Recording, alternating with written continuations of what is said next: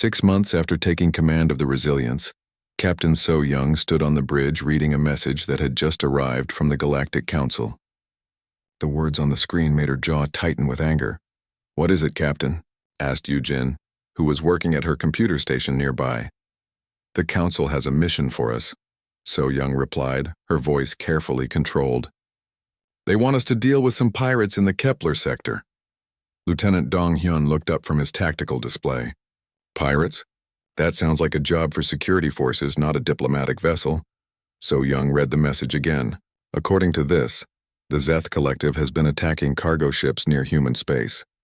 The Council says it's a minor problem that would be perfect for humanity's first real mission." Yujin frowned at her computer.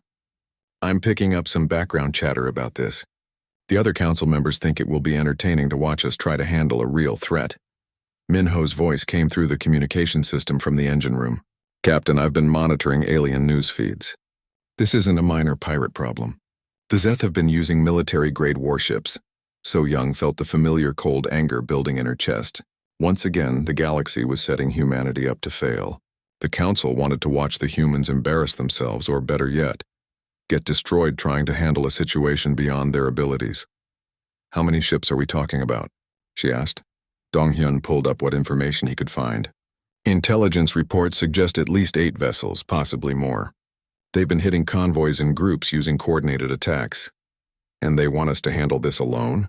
The message says that sending multiple ships would be overkill for such a small problem," Yujin said with disgust.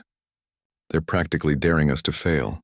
So Young walked to the front of the bridge and looked out at the stars. The Resilience had changed dramatically over the past months. The engine room hummed with power that should have been impossible. The weapon systems could fire projectiles faster than most alien sensors could track. The hull gleamed with new alloys that made it stronger than ships twice its size. But none of that had been tested in real combat.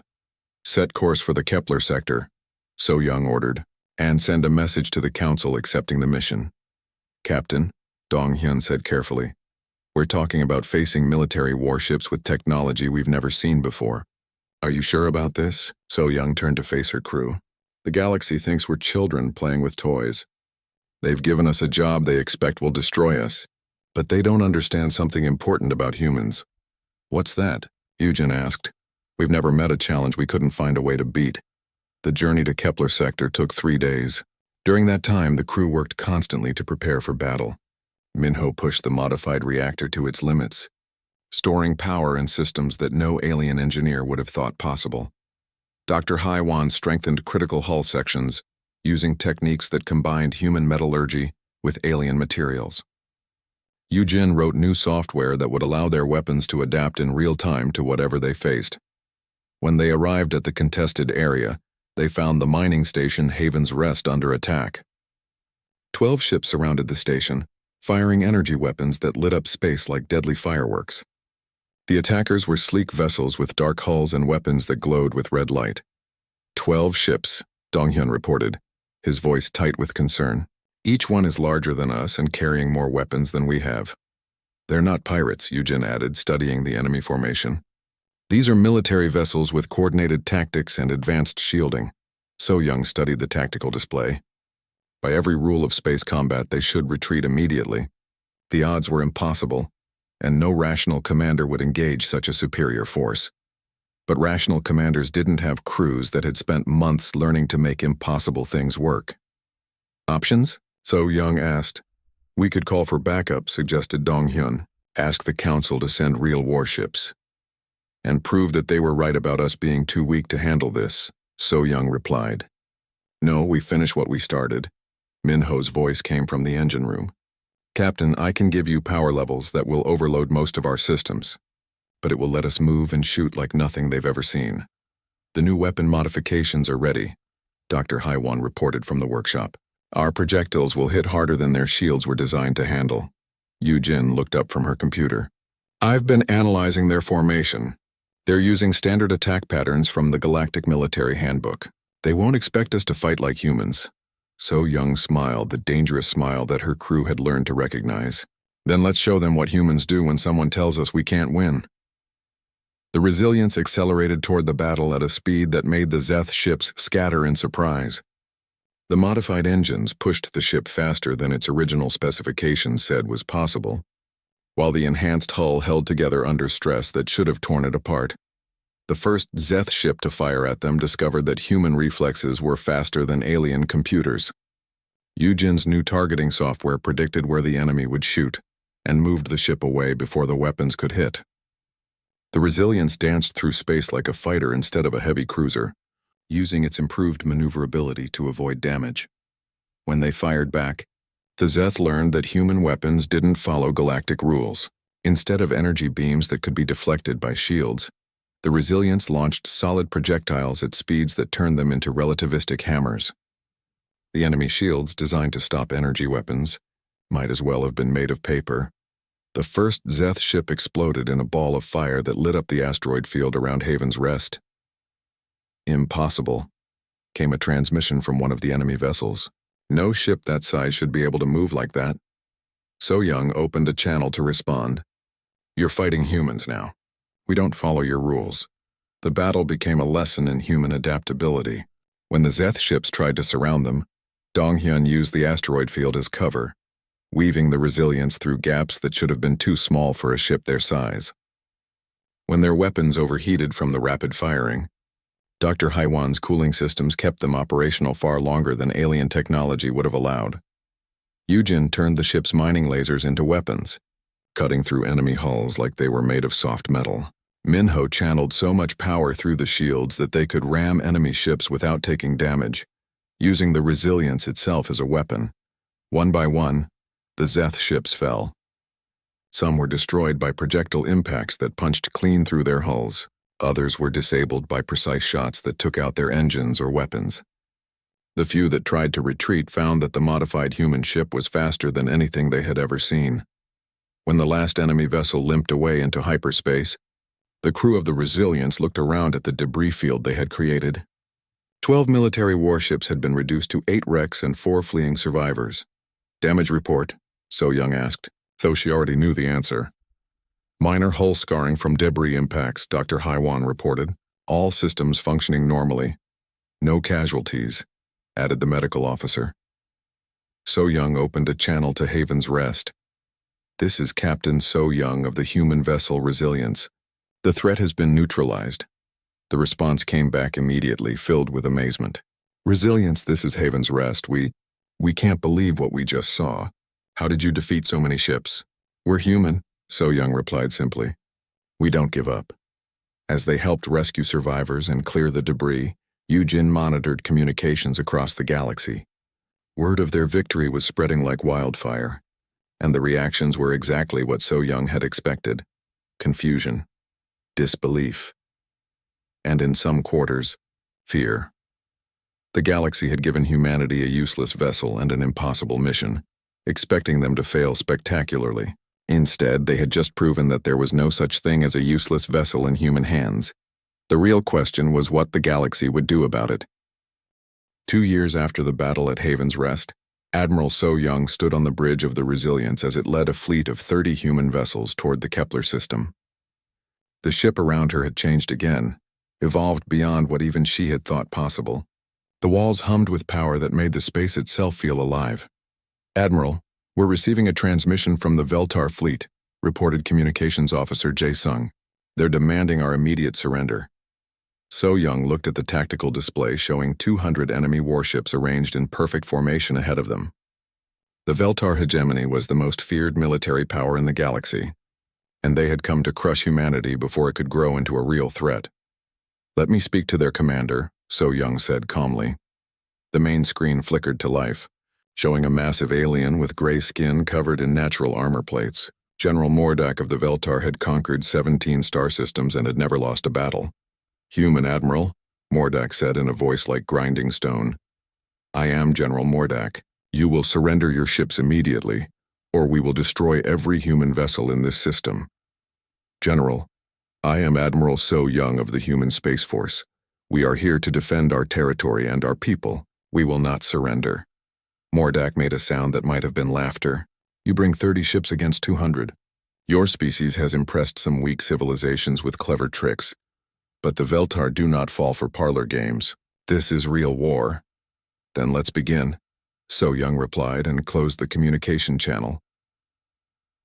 Around the bridge, her crew worked with the calm efficiency of people who had faced impossible odds before. Chief Engineer Minho reported from the engine room that all systems were running at maximum capacity.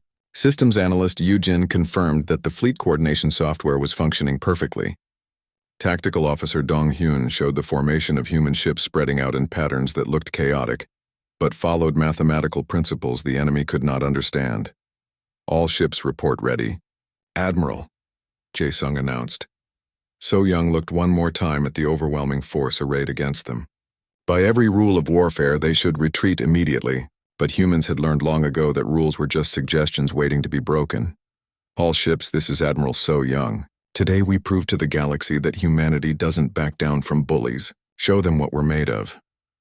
The human fleet accelerated toward the enemy at speeds that made the Veltar computers recalculate their attack patterns.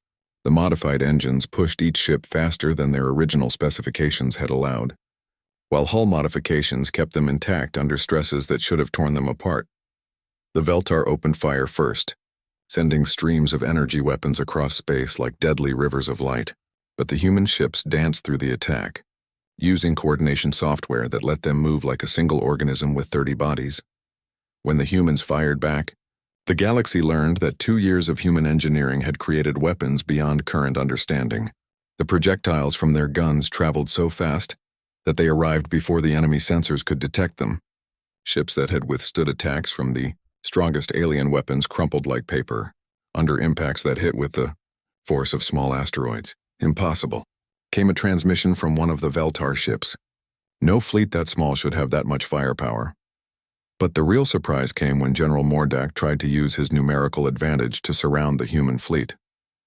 Instead of scattering or retreating, the 30 human ships formed a sphere and began spinning around their center like a deadly wheel. That other formation allowed each ship to support the others while creating a continuous stream of fire that swept through the enemy fleet like a harvesting machine. Veltar ships that tried to attack from one direction found themselves caught in crossfire from multiple angles. Ships that tried to retreat ran into the fire from vessels they hadn't seen. Approaching Yujin's coordination software turned the battle into a dance where every human ship knew exactly where every other ship would be at any moment. They wove through the enemy formation like water flowing around rocks, always moving, always firing, always just out of reach when the enemy tried to strike back. Their tactics make no sense, General Mordak reported to his fleet. How can they coordinate so many ships so precisely? Dong Hyun, monitoring the enemy communications, smiled as he replied on an open channel. We use something called teamwork, General. You should try it sometime. The Resilience led the formation through the heart of the enemy fleet, its weapon systems firing continuously. The ship that had started as a broken joke was now the most advanced vessel in the galaxy, equipped with technology that combined human creativity with alien engineering in ways no one had thought possible. Dr. Hyeon's hull modifications let the ship ram through enemy formations without taking damage. Minho's reactor improvements provided power for weapons and shields simultaneously, at levels that overloaded enemy sensors. Yujin's software predicted enemy movements and adjusted their course to stay one step ahead of every attack. The battle turned into a masterclass in human adaptation. When conventional weapons proved insufficient, the humans used their mining lasers as cutting tools. When shields failed, they used their reinforced hulls as weapons. When ammunition ran low, they picked up debris from destroyed ships and fired it at the enemy using their magnetic accelerators. One by one, the mighty Veltar fleet fell apart. Ships that had conquered star systems were reduced to burning wrecks by weapons that seemed impossible. Formations that had never been broken scattered in confusion, as human tactics that defied military logic proved devastatingly effective. The turning point came when the Resilience faced the Veltar flagship, Worldbreaker, in single combat. The enemy ship was 3 times larger and carried enough weapons to destroy planets. General Mordak himself commanded the vessel, and he was certain that this time size and firepower would triumph. Instead, he learned the final lesson about fighting humans. The Resilience didn't try to match the enemy's power. It made power irrelevant. Using modifications that pushed every system beyond its theoretical limits, the human ship moved like a fighter while hitting like a battleship. It struck the massive enemy vessel in places where its weapons couldn't respond, using speed and precision instead of brute force. When the Worldbreaker's weapons finally fell silent and its crew surrendered, the rest of the Veltar fleet was already in full retreat. "This is impossible," General Mordak said as he was brought aboard the Resilience as a prisoner. "No species could defeat the Veltar hegemony with such a small force." So Young looked at the defeated general with something that might have been pity. "General, you made the same mistake everyone makes about humans." "You assumed we would fight by your rules. What rules do humans follow? Simple ones. We don't give up. We don't accept that things are impossible, and we never ever let anyone tell us we're not good enough." In the months that followed, delegations from across the galaxy arrived at Earth to study human technology and request alliances. The Cathari formally apologized for their deception and begged to join a human-led coalition. Species that had dismissed humanity as primitive now competed for the chance to learn from human engineers. The Resilience, now recognized as the most advanced ship in the galaxy, became the flagship of a new age. The vessel that had started as a cruel joke had become a symbol of human determination and ingenuity. Admiral So Young often stood on the bridge, remembering the day they had received their useless gift from the arrogant Cathari. The galaxy had tried to humiliate humanity by giving them a broken ship, never imagining that humans would see it as an opportunity. "There are no useless vessels," she would tell visitors who came to study their success. "There are no impossible challenges.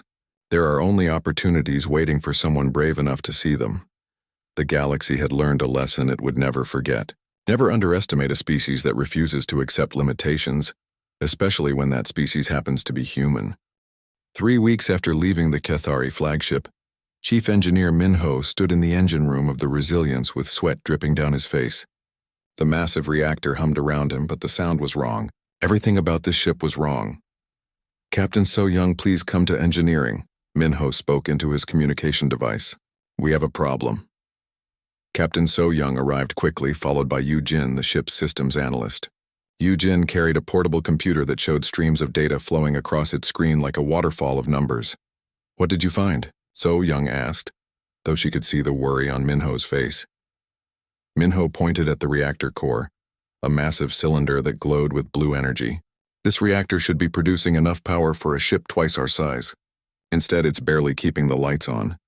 Yu Jin looked up from her computer. "The numbers don't make sense, Captain. According to the specifications we were given, this ship should be able to travel faster than light for months without stopping, but our actual power output is only 30% of what it should be." So Young walked around the reactor, studying the alien technology. She had commanded ships before, but nothing like this. Human vessels were simple compared to Cathari engineering, with clear labels and obvious controls. This reactor looked like a piece of art, with flowing curves and surfaces that seemed to change when she wasn't looking directly at them. "Could it be damaged?" she asked. "That's what I thought at first," Minho replied. "But I've run every test I can think of. The reactor isn't broken. It's working exactly as it was designed to work." Eugen's fingers moved quickly over her computer. "I've been analyzing the ship's computer systems. Captain, whoever built this ship changed the programming. The reactor is being limited on purpose, and what do you mean?" So Young asked. "Someone put blocks in the software. The reactor could produce much more power, but the computer won't let it. It's like putting a speed limit on a race car." Minho's face grew dark with anger. "They gave us a crippled ship." So Young felt cold anger building in her chest, but she kept her voice calm. "What else did you find?" Eugen pulled up more data on her screen. "The weapon systems are even worse. These energy cannons are based on technology that's over 100 years old. They might have been impressive once, but any modern warship could destroy us easily. The navigation computer is a joke," Minho added.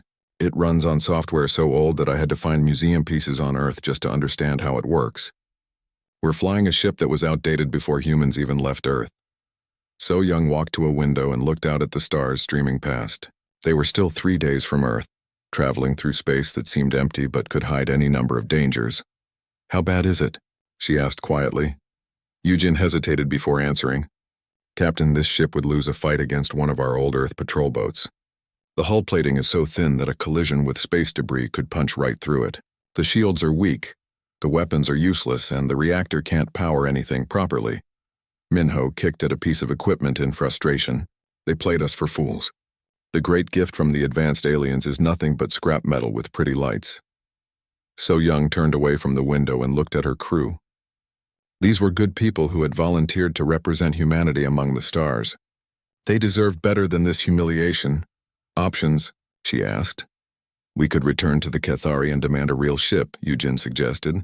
Show them our analysis and prove that they gave us junk. They'll just claim it was an honest mistake, Minho said bitterly. Or worse, they'll act surprised that we couldn't figure out their advanced technology. So Young was quiet for a long moment, thinking. Then she smiled, and both Minho and Eugen recognized the expression. It was the same smile she had worn before leading the attack that ended the Mars Colony War. No, So Young said firmly. We're not going back to beg for their help. Captain, Eugen asked, they gave us this ship to make us fail, to prove that humans don't belong in space with the real civilizations. But they made one mistake. What's that? Minho asked. They assumed we would give up when things got difficult. They don't understand what humans do when someone tells us something is impossible. So Young walked back to the reactor and placed her hand on its smooth surface. Minho, you're the best engineer I've ever worked with. You once made a broken shuttle fly using spare parts and electrical tape. Eugen, you hacked into the Martian defense grid using a computer made from kitchen equipment. Together, you two have solved problems that other people said were impossible. Minho looked at the reactor with new eyes. You want us to fix it. I want you to rebuild it, all of it. Make this ship work the way it should work, not the way the Cathari programmed it to fail. Eugen's fingers were already moving over her computer. It would be a massive project, Captain. We'd have to rewrite every system, redesign the power distribution, maybe even replace major components. Good thing we have a 3-month journey back to Earth, So Young replied, and a crew of 200 humans who are tired of being treated like children. Over the next few days, word spread through the ship about what they had discovered. The reaction was exactly what So Young had expected. Instead of despair, the crew showed determination. Instead of giving up, they rolled up their sleeves and got to work. Dr. Haiwan, the ship's metallurgist, began analyzing the hull plating. She discovered that while the metal was thin, it was made from an alloy that could be strengthened using techniques developed in Earth's asteroid mines. Lieutenant Dong Hyun, the tactical officer, started studying the weapon systems. He realized that while the energy cannons were outdated, they could be modified using human projectile technology to create something entirely new. Communications officer Jae Sung found that the ship's computer system, while old, was incredibly flexible. With some creative programming, it could be made to run modern human software alongside the alien systems. The work was hard and dangerous. Mistakes could kill them all if they damaged the wrong system while traveling through space. But the crew worked with a passion that surprised even So Young. They were not just fixing a broken ship. They were proving something to themselves and to the galaxy. Minho spent 18 hours a day in the engine room, taking apart alien technology and putting it back together with human improvements. Eugen barely slept as she rewrote millions of lines of computer code. Dr. Haiwan turned the ship's workshop into a laboratory where she mixed human and alien metals to create new materials. By the end of the first month, the Resilience was producing 40% more power than when they started. The weapon systems could fire projectiles at speeds that would surprise any enemy. The hull was stronger than before, and the computer responded faster than its designers had ever intended. But they were just getting started. So Young walked through the ship and saw her crew working with tools and ideas that no alien had ever imagined. They were not just fixing the Cathari's broken gift. They were making it into something better. The galaxy had given humanity a useless vessel as a joke. But humans had never learned how to give up, and they were about to teach the galaxy what that really meant. News of the Resilience's victory spread through the galaxy faster than light itself. In the great halls of the Cathari flagship, Admiral Taman stared at the battle reports with growing disbelief. The numbers made no sense. This must be a mistake, he said to his aide, a younger Cathari named Waljin. 12 Zeth military vessels cannot be defeated by one outdated cruiser. Waljin checked the data again on his portable screen. The reports come from multiple sources, Admiral. The mining station, the surviving Zeth ships, and our own observation posts all confirm the same story. Taemin's forearms moved in agitation as he paced around his command center. The humans must have received help from someone. Another species must have given them advanced weapons or technology. Our sensors detected no other ships in the area. Woljin replied carefully. The Resilience fought alone. Then explain to me how a ship we deliberately sabotaged managed to destroy forces that should have easily overwhelmed it. Before Woljin could answer, another officer approached with urgent news. Admiral, the Council has ordered a full investigation. They want to examine the human vessel and understand what happened. Taemin felt a cold sensation in his stomach.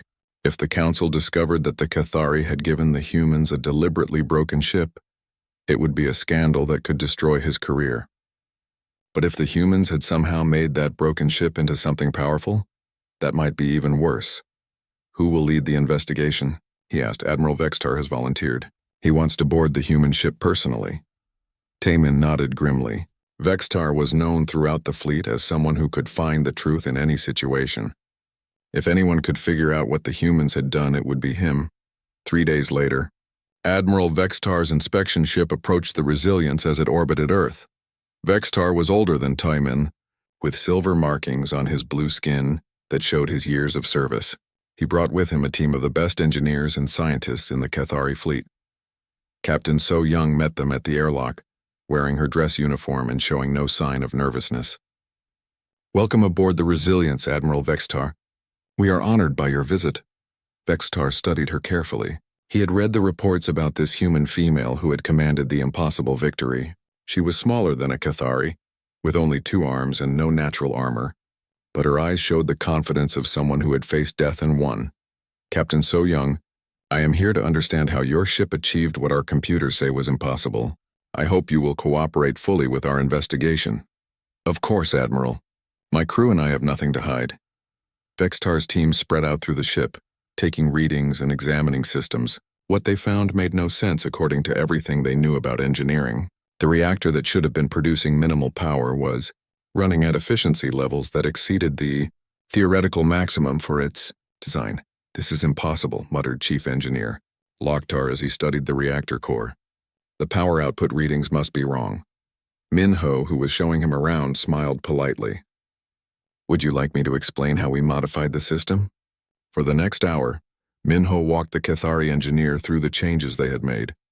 He showed how human fusion technology had been integrated with alien power systems, creating a hybrid that was more efficient than either system alone. You combined incompatible technologies, Loktar said in amazement. This should not work. The power frequencies are completely different. That's what we thought too, Minho replied. But we found that if you adjust the harmonic resonance and add some buffer systems, you can make them work together beautifully. In the computer center, Yujin was explaining her software modifications to a team of Cathari programmers. They listened with growing shock as she described how she had rewritten core systems that were supposed to be unchangeable. The original programming had limitations built in, Yujin explained. We simply removed those limitations and added some new features. But these systems were designed by our best programmers, protested one of the aliens. They spent decades perfecting the code. I'm sure they did their best with the tools they had, Yujin said kindly. But human programming is based on different principles. We believe that any system can be improved if you're willing to think creatively. In the weapons bay, Dr. Haiwan was showing the investigation team how the projectile systems worked. The Cathari weapons experts stared in confusion at technology that seemed primitive, but achieved results beyond their understanding. These are just metal projectiles, said one expert. How do they penetrate modern shields? Speed and mass, Dr. Haiwan explained. When you accelerate a solid object to relativistic speeds, it carries more energy than most energy weapons. Your shields are designed to deflect energy beams, not physical impacts. But the power requirements to accelerate mass to those speeds should be enormous. They are. That's why we redesigned the power distribution system. Admiral Vexitar listened to all these reports with growing amazement. Everywhere his team looked, they found the same pattern. The humans had taken systems that were deliberately limited or outdated and transformed them into something better than the originals. But the real shock came when he asked Captain So Young a direct question. Captain, when did you first realize that the ship we gave you was sabotaged? So Young looked at him calmly. About 3 weeks after we left your flagship, Admiral. It was pretty obvious once our engineers started looking at the systems. Vextar felt his world shift. You knew? And you said nothing? What would have been the point? You gave us a broken ship to see if we would fail. Instead, we fixed it and made it better. I think that worked out well for everyone. But why didn't you demand a replacement? Any other species would have returned immediately and insisted on a proper vessel. So Young smiled, and Vextar recognized something dangerous in that expression. Because, Admiral, humans don't see broken things as problems. We see them as opportunities to build something better. That evening, Vextar met with his team to review their findings. The reports were unanimous and disturbing. The humans had not simply repaired their ship. They had evolved it into something that surpassed current Cathari technology in several areas. How is this possible? Asked Loktar. They've only had spaceflight for a few decades. We've been traveling the stars for thousands of years. I think, Vextar said slowly, we've been making a fundamental mistake about this species. We assumed they were primitive because their technology is less advanced than ours. But advancement and intelligence are not the same thing. What do you mean? Watch them work. Listen to how they think. They don't see limitations the way we do. When we encounter a problem, we find the approved solution and apply it. When humans encounter a problem, they invent a new solution. Woljin, who had been quiet during the discussion, spoke up. Sir, what do we tell Admiral Taman? He's expecting us to prove that the humans cheated somehow. Vextar was quiet for a long moment. Then he made a decision that would change the course of galactic politics. We tell him the truth. The humans took our worst ship and made it into something that could threaten our best vessels. And we recommend that the Cathari Empire immediately begin negotiations for a full alliance with humanity. An alliance? With the humans? Yes, because if we don't make them our friends, someone else will. And I don't want to face human engineering on the other side of a battlefield. As Vextar's ship prepared to leave, he looked back at the Resilience one more time. The vessel that had started as a cruel joke was now a symbol of something the galaxy had never seen before. Humanity had announced its arrival among the stars, and the universe would never be the same. The great halls of the Cathari flagship sparkled with light from 1,000 crystal formations. Ambassador Hyunwoo walked slowly through the corridor, his black uniform looking plain next to the colorful robes of the alien diplomats around him. He had practiced this moment for months, but nothing could have prepared him for the size of the ship he now stood inside. The sovereign's pride was bigger than any human city. Its walls curved upward like the inside of a giant shell, covered in patterns that seemed to move when he looked at them. Strange music filled the air, coming from sources he could not see. Other species walked past him without looking in his direction. Some had forearms, others had skin that changed colors, and a few floated above the ground without touching it. Hyunwoo touched the small device on his collar that translated the alien languages into Korean. The voices around him became clearer, though the words still sounded strange. The humans finally made it, said a creature with silver skin and no visible eyes. I thought they would still be throwing rocks at each other. They barely figured out how to leave their own planet, replied another alien with tentacles instead of arms. What are they doing here with the real civilizations? Hyunwoo kept walking and tried not to show that he understood their words. Earth had sent him here as their first representative to the Galactic Council, and he knew that billions of people back home were counting on him to make a good impression. Behind him walked the rest of the human team. Jiho, the engineer, carried a bag of tools and kept looking at everything with wide eyes. Dr. Minsu, the scientist, recorded everything he saw with a small camera. Captain So Young wore her military uniform with pride, though Hyunwoo could see she was ready for trouble. They reached the main chamber where the Galactic Council met. The room was so large that Hyunwoo could not see the far wall. Hundreds of different alien species sat in floating chairs arranged in circles around a central platform. At the front sat the Cathari leadership, looking down at everyone else like kings on their thrones. Admiral Taman stood up from his chair. He was tall, even for a Cathari, with blue-gray skin and 4 arms. Golden metal covered parts of his body like armor, and his eyes glowed with a soft light. When he spoke, his voice filled the entire chamber without any machines to make it louder. Welcome, humans of Earth, Taman said, though his tone made it sound like he was talking to children. We have watched your species for some time. You have finally learned to travel between the stars, which is impressive for such a young race. Hyunwoo stepped forward and bowed slightly. Thank you, Admiral Taman. We are honored to be here and hope to learn from the wisdom of the Galactic Council. Several aliens made sounds that the translator told him were laughter. Taman raised one of his 4 hands and the chamber became quiet. Your humility is refreshing, Taman said. Most species come here demanding to be treated as equals before they have proven themselves. You understand your place, which shows wisdom. Hyunwoo felt his face get hot, but he kept his expression calm. The Admiral was talking to him like he was a pet that had learned a new trick. The Council has decided to welcome humanity by giving you a gift, Taman continued. We know that your ships are basic compared to ours, so we will give you one of our vessels to help you take your first real steps into the galaxy. The chamber filled with excited whispers. Jiho moved closer to Hyunwoo and spoke quietly. Sir, this is incredible. A Cathari ship could teach us so much about their technology. Taman gestured with 2 of his arms and a hologram appeared in the center of the chamber. It showed a massive starship, sleek and powerful with weapons that looked like they could destroy planets. This is the Resilience, Taman announced. She is a heavy cruiser, capable of long-range travel and equipped with our finest systems. We present her to humanity as a symbol of our friendship. The other council members applauded, though Hyunwoo noticed that many of them seemed to be trying not to smile. Something felt wrong about this, but he could not figure out what it was. Captain So-young stepped forward. Admiral, this is a generous gift. May I ask why the council has chosen to be so kind to a species you barely know? Taman's glowing eyes focused on her. Your people have shown potential, Captain. This ship will allow you to explore that potential. Consider it an investment in your future. Jiho was studying the hologram carefully, his engineering mind working on the details he could see. He frowned and moved closer to get a better look.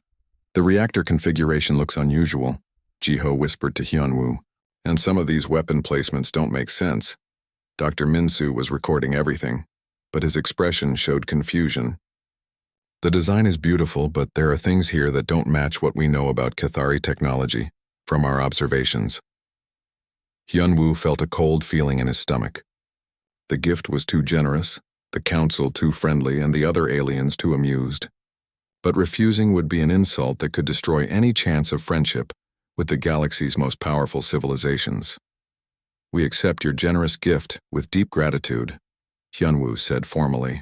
Humanity will remember the kindness of the Cathari and the Galactic Council. Excellent, Taman said.